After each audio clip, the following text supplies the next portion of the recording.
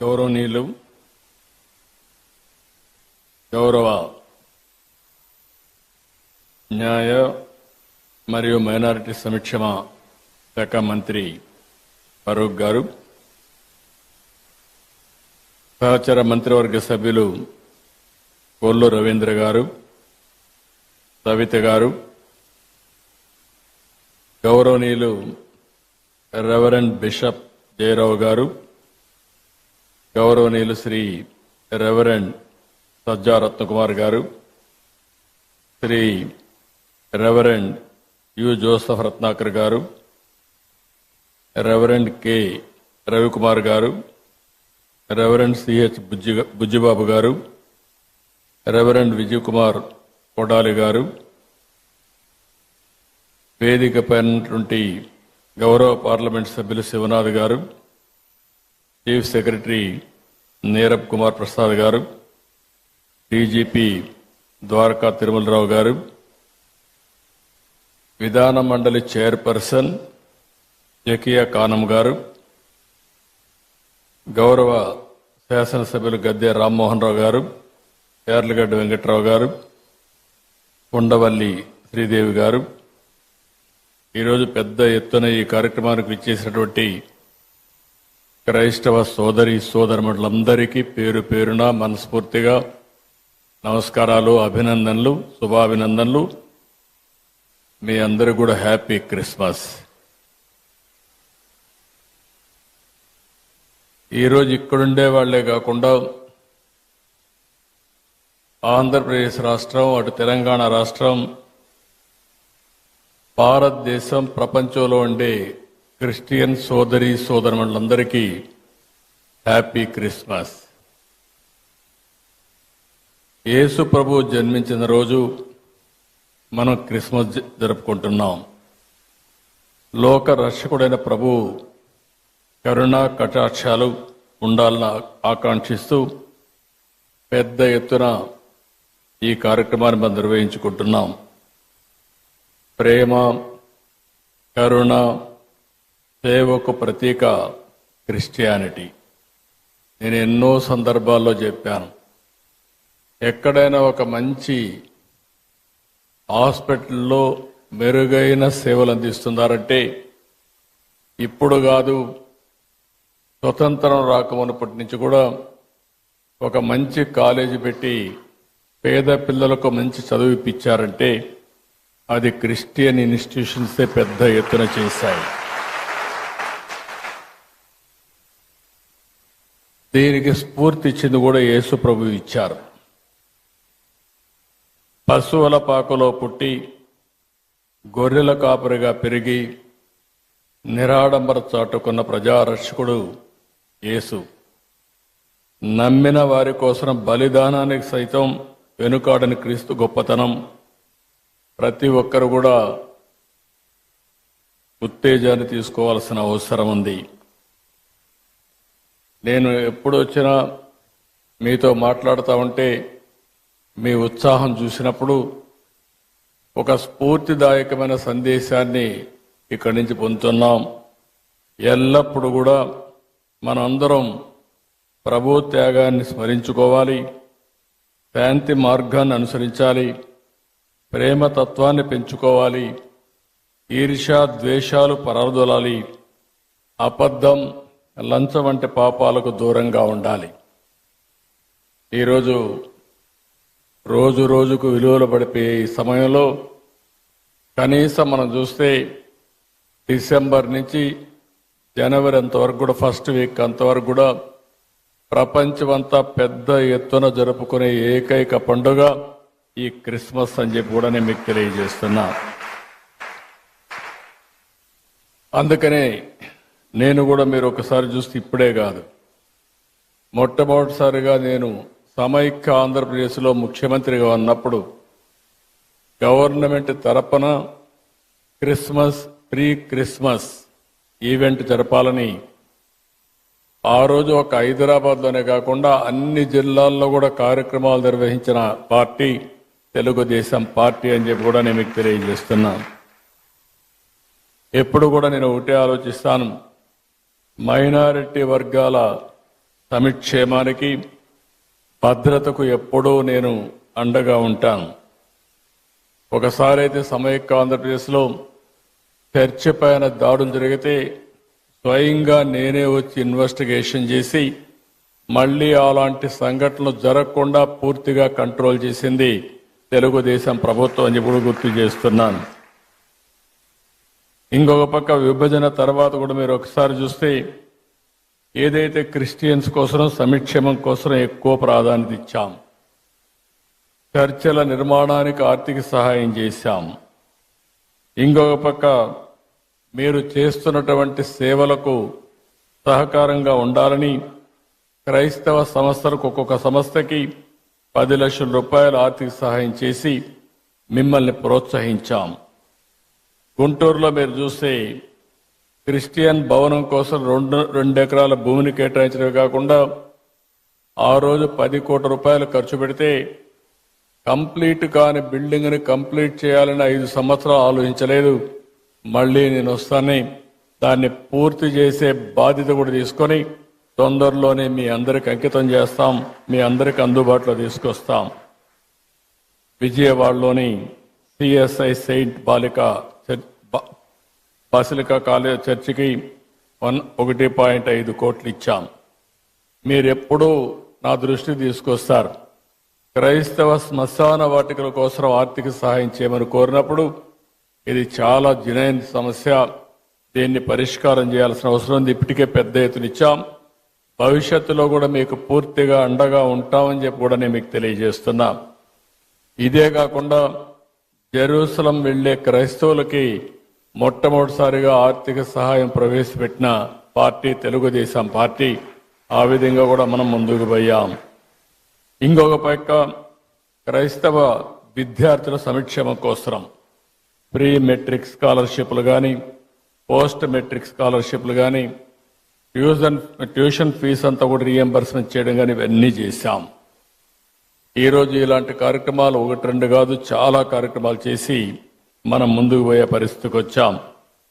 ఈరోజు ఇంకొక పక్కన మీరు చూస్తే 5 సంవత్సరాలు క్రిస్టియన్ సంస్థలు ప్రారంభించినటువంటి ఎయిడెడ్ ఇన్స్టిట్యూషన్స్ అన్ని డ్యామేజ్ చేసే పరిస్థితికి వచ్చారు, నిర్వీర్యం చేసే పరిస్థితికి వచ్చారు.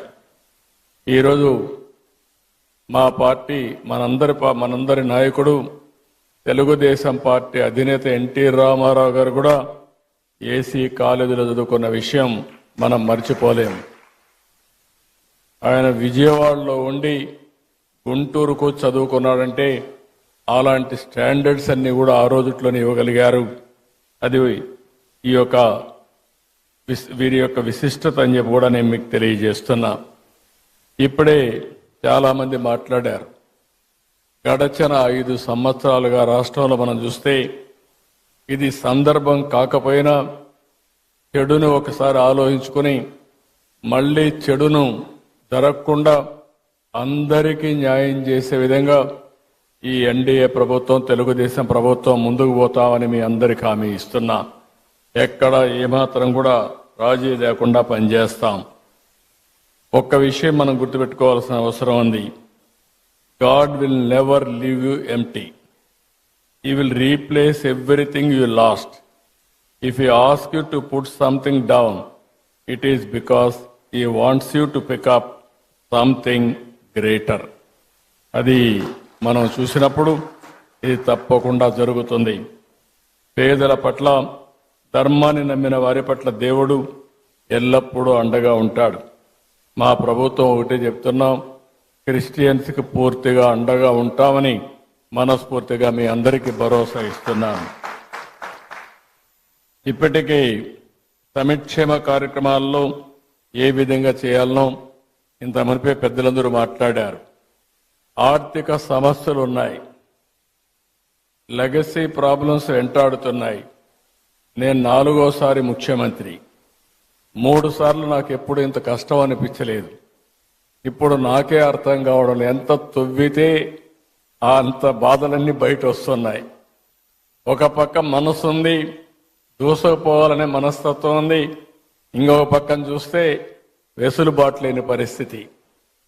ఓసారి చిన్న చిన్న కష్టాలు వచ్చినప్పుడు 4-5 సార్లు కూర్చుంటే సమస్యకు పరిష్కారం దొరుకుతుందేమో కానీ ఈ 6 నెలల నుంచి నేను రాత్రింబగళ్ళు ఆలోచిస్తున్నా, పట్టుదలగా పరిశోధిస్తున్నా, అయినా కూడా ఇప్పటికి కూడా నాకు ఒక దారి దొరకలేదంటే ఎంత డ్యామేజ్ జరిగిందో మీరు అందరూ గుర్తుపెట్టుకోవాల్సిన అవసరం ఉంది.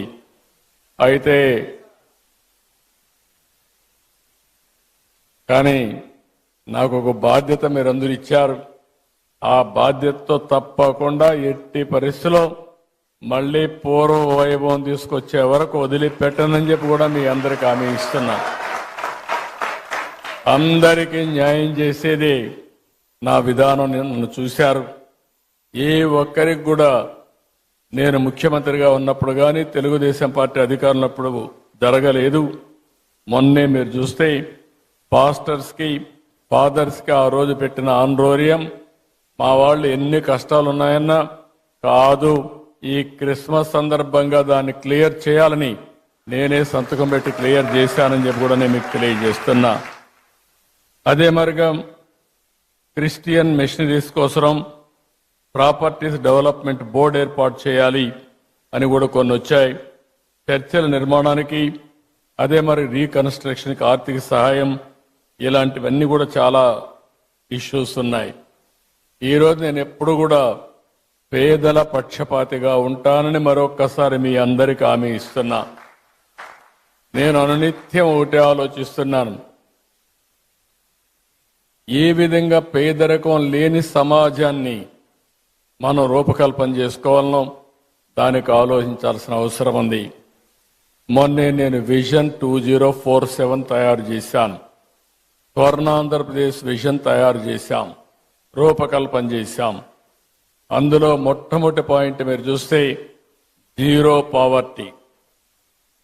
ఇంతవరకు అందరం చెప్పారు మేము పేదరిక నిర్మూలన చేస్తామని చెప్పారు, కానీ నేను పెట్టింది ఆర్థిక అసమానతలు తగ్గించే విధంగా మొట్టమొదటిసారిగా పేదల్ని పూర్తిగా ఆర్థికంగా పైకి తీసుకొచ్చే వరకు ఈ ప్రభుత్వం అండగా ఉంటామని చెప్పి మరొకసారి తెలియజేస్తున్నా. ఈరోజు డబ్బులు సంపాదించిన ప్రతి ఒక్కరూ ఆలోచించాలి. మనకి సంపద వచ్చిందంటే సమాజం వల్ల వచ్చింది. ఆ సమాజంలో ఇంకా పేదరికం ఉండడం ఇది మనందరికీ ఆలోచింపజేసే విధానం. అందుకనే ప్రతి ఒక్కరూ ఆలోచించాల్సింది పేదరిక నిర్మూలన, జీరో పావర్టీ. అంతేకాకుండా ఆర్థిక అసమానతలు తగ్గించాలి. ఈరోజు ఈ యొక్క క్రిస్మస్ సందర్భంగా మిమ్మల్ని అందరినీ కోరుతున్నా, కొంతమంది దగ్గర లక్షల కోట్ల రూపాయలుండి పేదవాడి దగ్గర 3 పూట్ల తిండి తినడానికి వీలు లేని పరిస్థితుంటే అది సమాజహితం కాదని చెప్పి మరొకసారి మీ అందరికీ విజ్ఞప్తి చేస్తున్నా. దీనికోసం ఒక అచంచలమైన దీక్షతో పనిచేస్తాం, అన్ని విధాలా ముందుకు పోతామని చెప్పి కూడా నేను మీకు తెలియజేస్తున్నాను. ఈరోజు మీ అందరిని చూసినప్పుడు ఎప్పుడు కూడా ఇలాంటి కార్యక్రమాలకు వస్తే మళ్ళీ నేను కూడా రీఛార్జ్ అయ్యి మళ్ళా ఏం చేయాలో ఆలోచించే శక్తిని, సమర్థతని ఇస్తుంది. అలాంటి కార్యక్రమానికి ఈరోజు వచ్చాను. మీ అందరితో కలిసి ఈరోజు ప్రీ క్రిస్మస్ చేసుకోవడం చాలా ఆనందదాయకం. నేను ఈ నెలంతా కూడా మనందరం ఒక విషయం చూస్తే ఓసారి కొన్ని పండుగలు ఒకరోజు చేస్తాం, కానీ డిసెంబర్ 15 నుంచి డిసెంబర్ నుంచే స్టార్ట్ అయ్యి జనవరి 15 వరకు మళ్ళీ ఒక నెలంతా కూడా పండుగలు చేసుకునే ఏకైక పండుగ క్రిస్మస్ అని చెప్పి కూడా నేను మీకు తెలియజేస్తున్నా. ఈ క్రిస్మస్ సందర్భంలో మళ్ళీ మనం ఒకసారి చూస్తే అనేకమైన స్ఫూర్తిదాయకమైనటువంటి ఆలోచనలు చేస్తాం. ప్రతి ఒక్కరూ ఏ విధంగా ఉండాలి, యేసు ప్రభువుని ఏ విధంగా ఆదర్శంగా తీసుకోవాలి, ఏ విధంగా ఆయన స్ఫూర్తిని సమాజ హితం కోసం ముందు తీసుకుపోవాలో ఆలోచించే సమయం. ఈ సమయంలో నేను ఒకటే మీకు హామీ ఇస్తున్నా, ఈ ప్రభుత్వం మీకు అండగా ఉంటుంది. వ్యక్తిగతంగా నేను మీకు అండగా ఉంటా. మీ సమస్యలను పరిష్కారం చేసి ఎక్కడ పేదరికం ఉంటే అక్కడ మేము ఉండి అన్ని విధాలా మిమ్మల్ని ఆదుకుంటామని చెప్పి మరొక్కసారి తెలియజేసుకుంటూ అందరికి కూడా హ్యాపీ క్రిస్మస్, మేరీ క్రిస్మస్. చాలా ఇలాంటి ఎప్పుడు కూడా ఇదే విధంగా అందరం ఆనందంగా ఉండాలని యేసు ప్రభువును మరొకసారి ప్రార్థిస్తూ హ్యాపీ క్రిస్మస్.